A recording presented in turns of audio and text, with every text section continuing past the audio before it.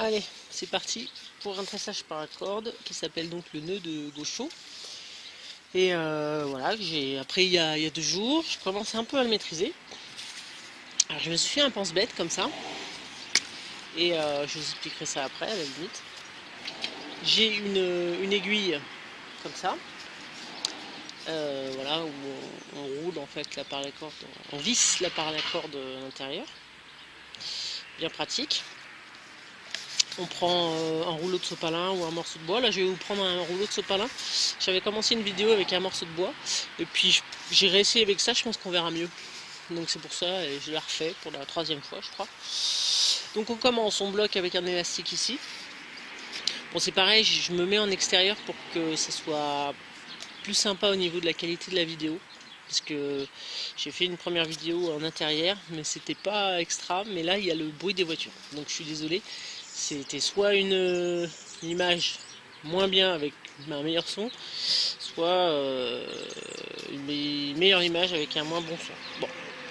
Donc on commence, on fait le tour une fois, on croise, on repasse en dessous. Donc jusque là c'est très très facile, il n'y a pas de souci. On repasse au-dessus là. Voilà, là vraiment pas de difficulté. Et on serre quand même pas mal au début parce que après si c'est trop lâche, ça va se barrer. Donc première utilisation de l'aiguille. En fait, vous voyez là je reviens vers la droite et le tressage il va être sans arrêt vers la droite, puis vers la gauche, puis vers la droite, puis vers la gauche, en fait en diagonale. Et c'est pour ça que là sur mon schéma, on voit là vers la gauche, vers la droite, vers la gauche, etc. Et donc il y a le nombre de fois où il faut aller en dessous et il faut aller au-dessus, etc. Donc là sur mon petit schéma, c'est donc vers la gauche, et donc une fois en dessous et une fois au-dessus. Donc je passe en dessous ce brin là et au-dessus de ce brin là.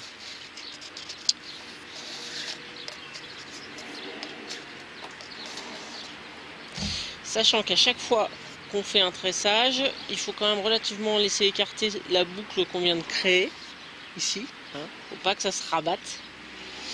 Il faut toujours plus ou moins écarter.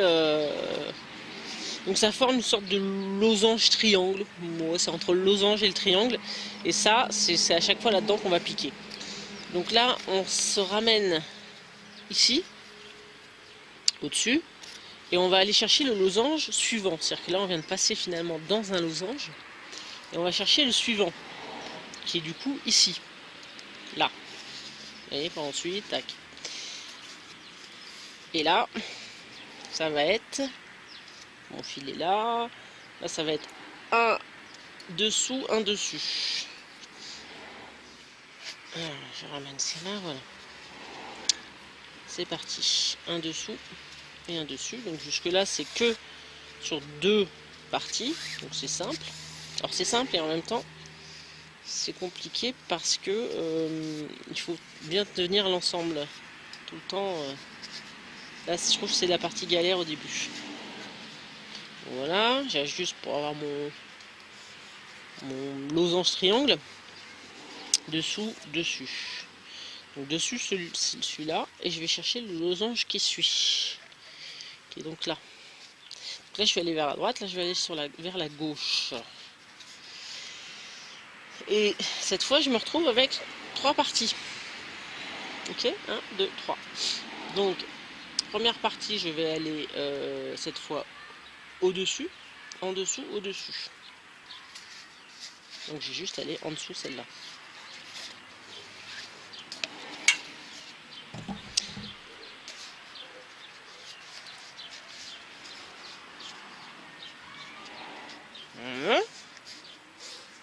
J'ai l'aiguille dans la bouche. Et au-dessus de celle-là. Voilà. Au-dessus, en dessous et au-dessus pareil. Donc je le refais. Au-dessus, en dessous et au-dessus. Je suis mon guide écrit. Hein. Ok. Voilà. On revient à peu près au départ, mais pas complètement. Donc là, je suis allée vers la droite, et là, je vais aller donc vers la gauche, et je passe au-dessus, mon triangle en dessous est là. Donc là, on passe à 4 fils. Donc, en dessous, au-dessus, en dessous, au-dessus. En dessous, au-dessus. En dessous, au-dessus.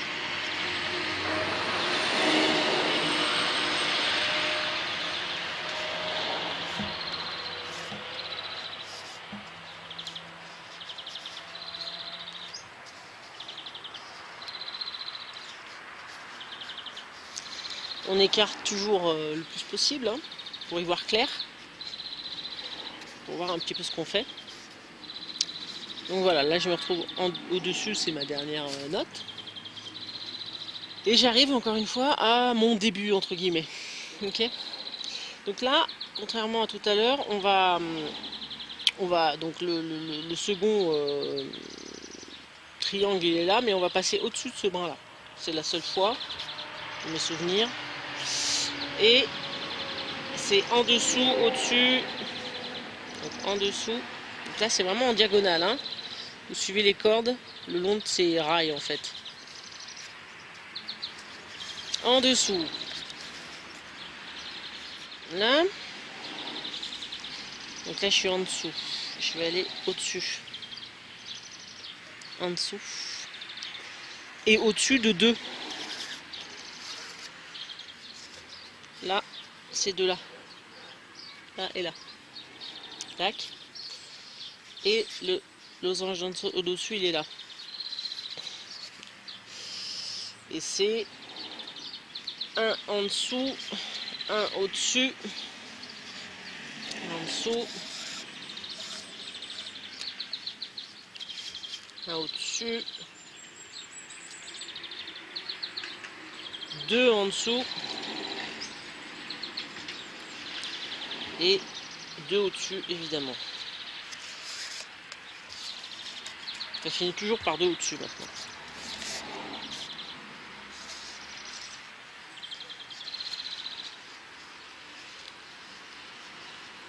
Mon losange après est là.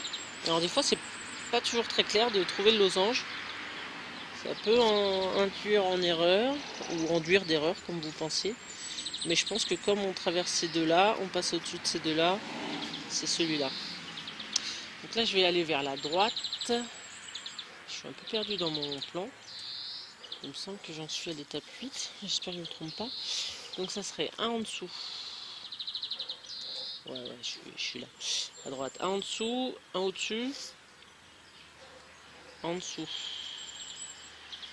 Ouais, c'est la même chose que tout à l'heure. En dessous, un au-dessus, 2 en dessous et 2 au-dessus.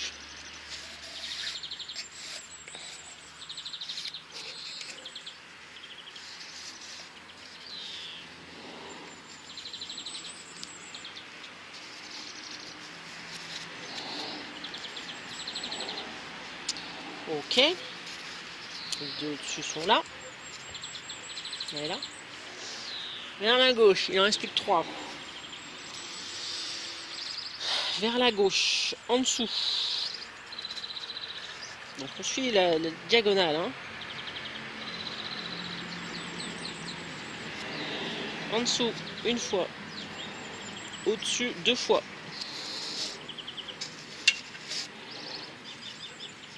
Là, je suis en dessous en une fois. Hein. J'ai parlé trop vite. Donc, en dessous une fois. Au-dessus 2 fois. Ensuite, en dessous 2 fois. Et au-dessus 2 fois.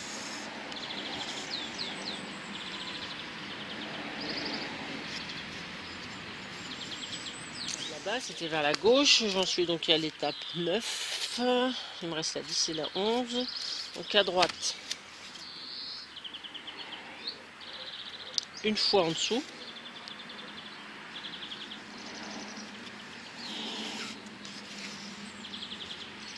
Ah. Tac.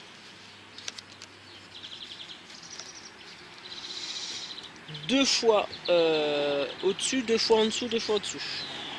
Donc j'ai dit quoi? 2 fois au-dessus, 2 fois en dessous.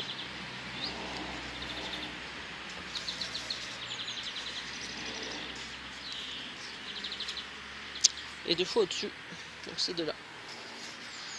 Et là on va terminer. C'est le dernier.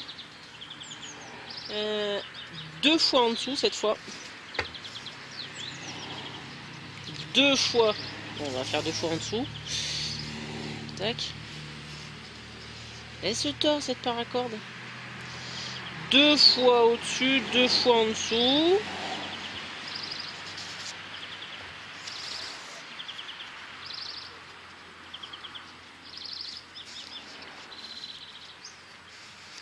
Et enfin, au final, 2 fois au-dessus quand on arrive sur les 2 derniers paracordes. On arrive donc au niveau du départ. On va longer le long de ce départ pour passer de l'autre côté en fait, par en dessous. Juste pour bloquer le nœud. Voilà.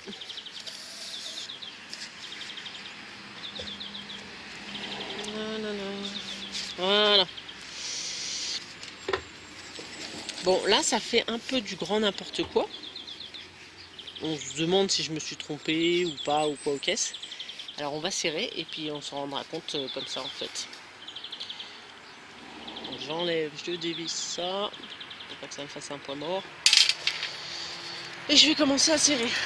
Alors, pour serrer, donc ça sera en accéléré après. On part donc du brin de départ. On le chope, voilà, on le tient là pour pas tout tirer. Et donc on va le suivre. Voilà, en tirant pas trop fort au début. Et ensuite on peut y aller. C'est rigolo. Lily m'aidait à faire ça tout à l'heure. Et du coup, elle était assez forte. Je trouve ça assez marrant. Je lui ai fait en fait un petit bracelet avec ce diamètre là.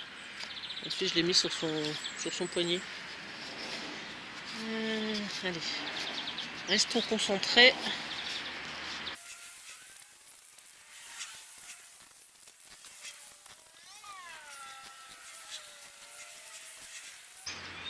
Voilà, j'en profite aussi pour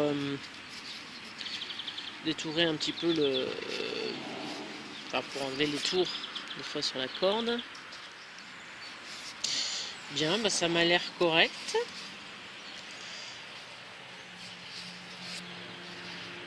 En fait, pour me rendre compte, je suis celui-là. Tac. Et à chaque fois, il faut qu'il y en ait un qui suive comme ça, qui suive comme ça, qui suive comme ça, qui suive comme ça. Donc a priori, c'est bon. Et l'autre côté, pareil. Là, là, là, là, là. Puis là, mais parce qu'il y a le dernier, c'est pour ça. Mais c'est bon aussi. Et au milieu, ça fait comme